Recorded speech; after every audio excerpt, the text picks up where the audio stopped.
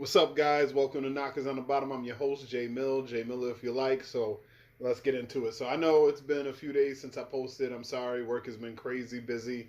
And apparently, so have the Dallas Cowboys. So I want to start off by saying hit the like button, hit the subscribe button. We're up to 57 subscribers. Like I said, when we get to 100, we'll give something else away. I know we did our giveaway at 50. Now we're pushing for 100, and we're going to give something else away once we get there. So we got a lot of stuff to get into. Cowboys have made a lot of signings. I'm going to give you guys some opinions on how I feel the team stands now. But I got to start with the Micah Parsons, the Marcus Lawrence, quote unquote beef, right? These are millionaires beefing with millionaires. So take beef for whatever you will. This isn't the rap industry, so there's no real consequences. Both of these guys play defense, so it's not like they can actually get up there and hit each other, But if the Cowboys and the Seahawks play each other this year, and I haven't looked at the schedule to see if they do, it'll be interesting to see the pregame, when everybody's getting all ready and stuff, and see if the homies meet at midfield, talk a little ish to each other. So it's interesting. I just want to start off before I get into the tweets and get into the back and forth. Like, Demarcus Lawrence has always been on my shit list. All right, that's the only curse word I'm gonna get for this whole episode. But he's always been on my ish list because the dude got signed. He held out originally way back in the day for the Cowboys, and he was the Cowboys' first $100 million player in franchise history, right? And he got signed to this contract for sacks. And I've always been one of the people who is like, I don't care about all the BS you're trying to sell me about how good he is in the run game and how he gets pressures, he just can't finish the job, and how he is a very, explosive player and plays the strong side defensive end and brings his lunch pail to work every day. Miss me with that. He got paid to be a pass rusher, right? He got paid like a person who sacks the quarterback between 8 to 15 times a year, and he did not sack the quarterback even 8 times a year on average. So for me, Demarcus Lawrence has always, always, always been overpaid. I sort of liked the human of him, but not so much anymore. But as far as pay for play, his pay never it was balanced with what he gave you in the stat sheet. I don't care about the run stopping stuff. I do care about the pressures. That matters. But as far as the run stopping stuff, you don't pay run stopping defensive ends the way you pay pass rushers. And that's what he got paid as. He got paid as a pass rusher, even though he was a run stopping defensive end. That's what he was. That's what he is. And that's what he'll be in Seattle, right? So to see him go over there and all of a sudden, immediately, the first time he gets interviewed, he decides to throw dirt on the Cowboys immediately, right? He says, Dallas is my home, but I know for sure I'm not going to win a Super Bowl there. So, yeah, we here. First of all, bro, you're one of the reasons why we haven't won the Super Bowl. You have contributed to those non-Super Bowl winning teams. You have contributed to the Cowboys getting bounced in the playoffs in the first round or the second round. You have contributed to the Cowboys not being able to beat the San Francisco 49ers. So to see him go somewhere and immediately have the Cowboys' name in his mouth, you know what I'm saying, when they made him $100 million over the course of his Cowboys time, on top of re-upping other contracts, on top of his rookie contract, like he got all that money from being a Dallas Cowboy. So he's got to miss me with the BS because honestly, I think it's short-sighted on his part, and I think it's real easy for you to go talk ish when you're away from the team. Maybe if you were more of a leader when you were here and you let the people on your team know, hey, this is unacceptable. Hey, this is BS. Hey, we're not playing like we're going to win a Super Bowl. Maybe if you were saying all those things when you were here, maybe some of that outcome would have been different. But now, what did he do? He did the typical thing, the company man stance, you know what I'm saying? He took that money, and didn't produce. He was often injured. Last year, he had a chance to come back at the end of the year, but because the team wasn't, close to the playoffs just yet, he sat it out, you know what I'm saying, and preserved himself for this chance to sign a different contract in free agency. So great. As a personal decision, that was awesome, but he's playing a team sport. And at times, you have to make decisions based on the team because football is the ultimate team sport, right? It's like the offense and the defense and the special teams. It's like a freaking algae plume on the top of the ocean. It looks like one gigantic organism just moving throughout the course of the ocean. But if you were to take a microscope, you realize that there's millions and millions and millions of different little parts moving seamlessly in different ways to make this look the way it does. That's how football is, right? You need all the little parts, right? The quarterback can be awesome with his arm and awesome with his reads, but if the receiver runs the wrong route, doesn't matter. Or the quarterback and the receiver could be awesome with the route combination and the reads, but then if the offensive line doesn't block correctly, then it doesn't matter, right? So you need a little bit of everything from everyone. And so I'm happy he's gone, especially after the comment last year talking about we was just tired, we was just burnt out after the loss to the Green Bay Packers. Bro, this is the playoffs. This is the Cowboys having the number 2 seed. This is the best chance that they had to make a run in years. And you were tired? You were burnt out? Okay. And then secondly, let's talk about this. You signed with the Seattle Seahawks, bro. The Seattle Seahawks, right? But you're going to talk about, I know I'm not going to win a Super Bowl over there in Dallas, but, we here now. Okay, you there. So you going to win a Super Bowl in Seattle? Because last time I checked, if we talk about the two rosters, even with the Cowboys in a world of poop right now, their roster is still better than Seattle's. Let's go down. Sam Darnold, Dak Prescott, I love Jackson Smith and Jigba, but he's not better than CeeDee Lamb. You know what I'm saying? The offensive line isn't better than the Cowboys' offensive line. They don't have a Micah Parsons on their team. They don't have a Trayvon Diggs on their team. They don't have a Osa Odighizuwa on their team. So if we're talking about best chance to win, to be honest, you made a worse move. You went to a team that's worse than the Cowboys.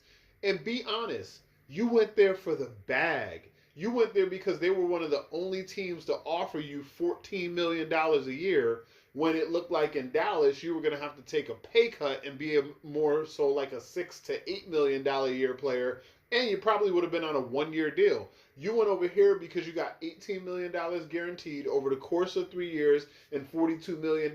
So you got an average of $14 million a year. So don't make it seem like all of a sudden you made this decision to try to go win a Super Bowl.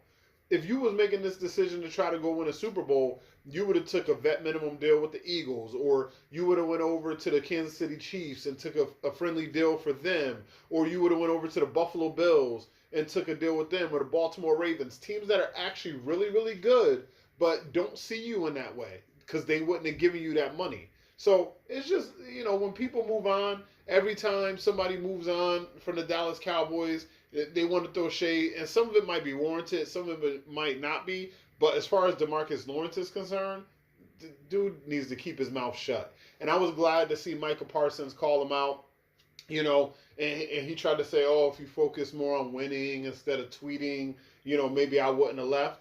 Dude, your contract was up.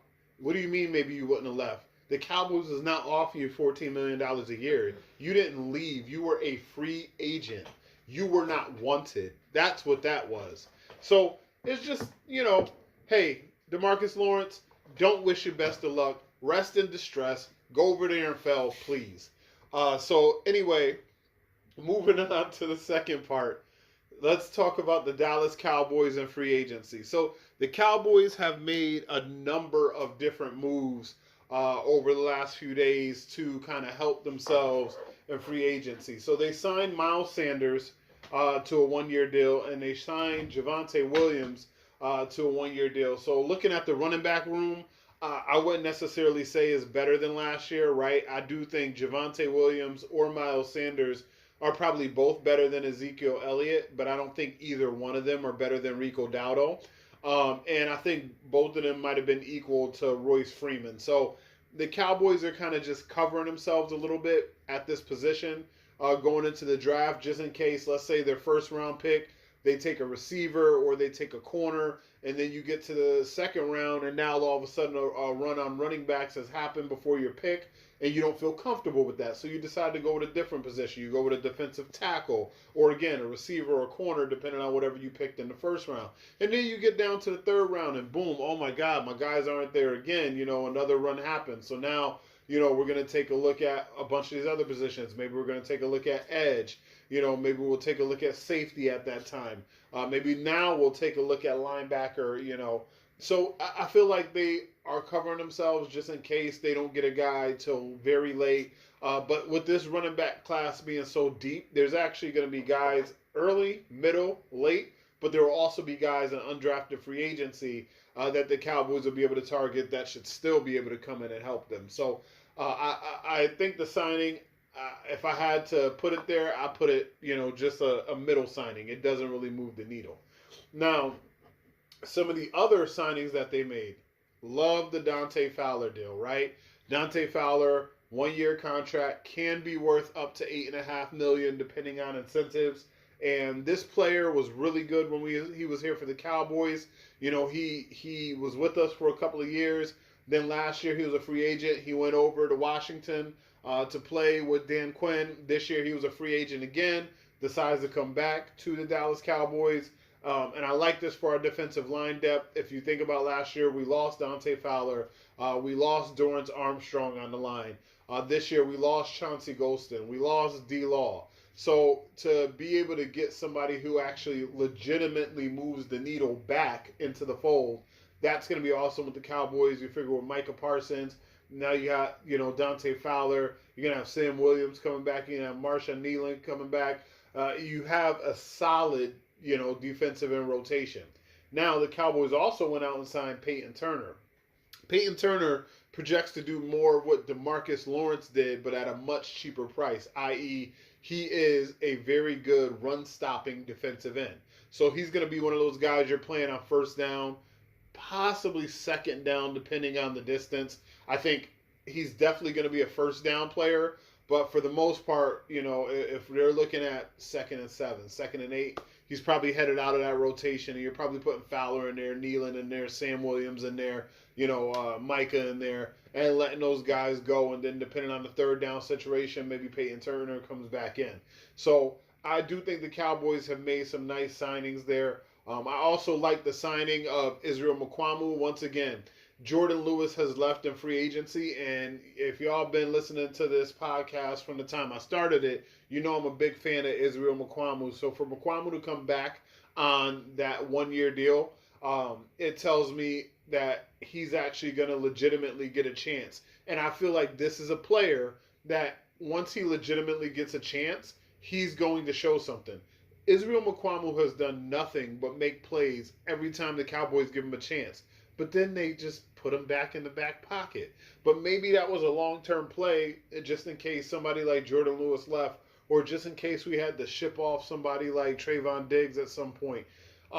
You have a player in Israel Mukuamu who now doesn't command a major contract. He can come in this year and make a name for himself. He can play the slot. I know he's 6'4", and I know normally when a person is 6'4", you think them playing on the inside, changing direction, hip movement, things like that is going to be a problem. But Izzy is a really good inside player. He is really, and he's physical, and he has some safety versatility. It's the type of player you want on your team at one of those depth positions. Again, the Cowboys project to have much better depth now than they did last year. So a couple other signings. Brian Ager, he's been here. He's a lunch pail guy. He just does his job. Robert Jones is just another guy in the mold of TJ Bass and Brock Hoffman, except he's bigger. He's 330 pounds. I'm not saying that he's going to start at guard for us. He's not your Zach Martin replacement. But I think a lot of times when we hear about, because when you're listening to Cowboys, I know you're not listening to just me, you're going to hear people say, oh my God, they lost DeMarcus Lawrence this year. He was out 14 games last year. He's been injured often, and he is a run-stopping defensive end. He's not special. Oh, they lost Zach Martin. I love Zach Martin. One of my favorite Cowboys players of all time. He is special. He's a first ballot Hall of Famer. But the last 2 years, we haven't gotten special Zach Martin, right? The year we won 12 games, we didn't have special Zach Martin. And then this year, we definitely didn't have special Zach Martin. As a matter of fact, the run game and the offense improved when Zach Martin left because of injury and was out for the rest of the season. So even though they will try to sell you the name as in the Cowboys have lost this person, just think about the play. And think about how much better the play got when that person was out, right? Think about DeMarcus Lawrence being out and the defense getting better against the run and the defense turning the corner last year. Think about Zach Martin being out and the running game getting better and the pass protection getting better and the offense turning the corner last year. So I know the name is going to hurt you, but if you think about the play of the player, the Cowboys have actually probably gotten better at the position. Solomon Thomas, another good person that they signed. He's probably going to be your main backup to Osa Odighizuwa. On third downs, you might see some of Solomon Thomas and Osa Odighizuwa together. And honestly, Solomon Thomas can actually play a little bit of edge as well. So he can give you some power from the edge and do your DeMarcus Lawrence job. He can give you some inside pass rush and back up Odighizuwa. And then on third downs, you can have both Thomas and Odighizuwa rushing the passer in those type of situations, with Dante Fowler and Micah Parsons as sort of like your NASCAR package. And let's see, how offenses handle that coming at you, because I think it's going to be a problem. All right. So Cavante Turpin re-ups. He's here for 3 years.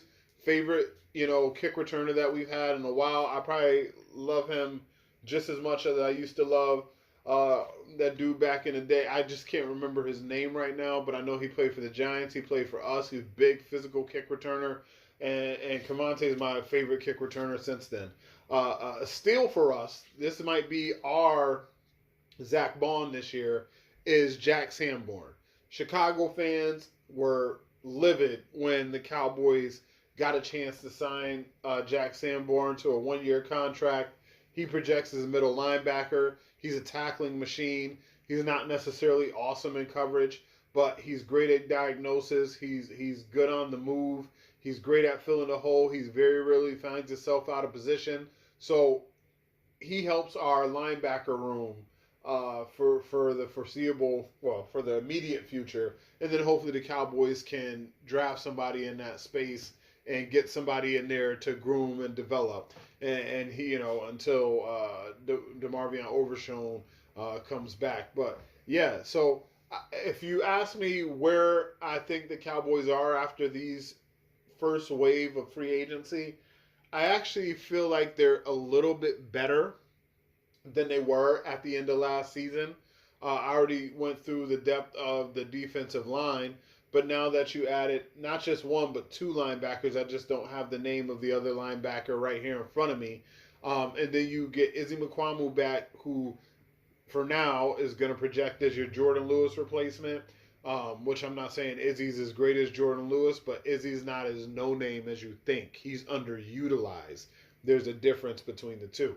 And then you figure they re-sign Hoffman, they re-sign Shipley, they get Fowler. I feel like the Cowboys have slightly, not majorly, but slightly improved their roster. Now, where I do think that they majorly improved is guys 30 to 50, right? Because last year, that was the problem. If going into the season, you said the Cowboys 11 on offense against anybody else's 11 on offense, you would say, we got a pretty good 11. The Cowboys 11 on defense versus anybody's 11 on defense. You would say, we have a pretty good 11. Now, when all those injuries started to hit and everybody started falling by the wayside and, you had to play some younger guys, you started to see some of the holes and some of the warts in the roster, right? Because a lot of these guys weren't able to hold up as well as the people that were in front of them and the people that left. I think by doing what the Cowboys have done this free agency, they have helped themselves in that position. So now, if you have a person that goes down, Micah Parsons goes down for 2 or 3 weeks. All right, you're not replacing him with Marshawn Nealon, a pass rushing defensive end who's a rookie and doesn't really know the NFL game and doesn't have all the tools in his tool bag. No, you're replacing him with Dante Fowler. You know what I'm saying? A proven pass rusher that's a person that can get 8 sacks, 9 sacks, 10 sacks. So it just, from that perspective, the Cowboys have improved themselves in case of injury, and then they've also started to put themselves in a position to draft more purely. Best player available. This is when the Cowboys have their most success in the draft, right? This is where you get all pros like Micah Parsons. This is where you get all pros like Zach Martin. This is where you get all pros like Travis Frederick. So I do think the Cowboys have done some really good things, and hopefully they continue to add in free agency. I don't think all of these players are necessarily going to make the team. Like, there's going to be some of these players that they've added, like Javonte Williams, like the other linebacker that's not Jack Sanborn, like the cornerback that they traded for from the Buffalo Bills. There's going to be some of these players that are kind of bubble guys and have a chance to not necessarily make the roster, but at least put yourself in a position to have as much talent as possible and then focus on trying to cut that down. But thank you guys so much for tuning in. That's all I got for you. Like I said, hit the like button, hit the subscribe button. You can follow me on Twitter at JMillerIYL. That's JMiller if you like. You can also hit me up at knockersdownthebottom@outlook.com. Again, knockersdownthebottom@outlook.com. You can hit me up at knockersdownthebottom@gmail.com. You can leave comments below if you have any questions, anything specific that you want me to cover. I'll take it here. I'll take it via email, take it via Twitter, throw it into a mailbag, make it a formal segment. But thank you guys so much for tuning in. Love you guys. Like I said, like button, subscribe button. But till next time, I'm your host, J Mill if you like. This has been Knockers on the Bottom. Peace.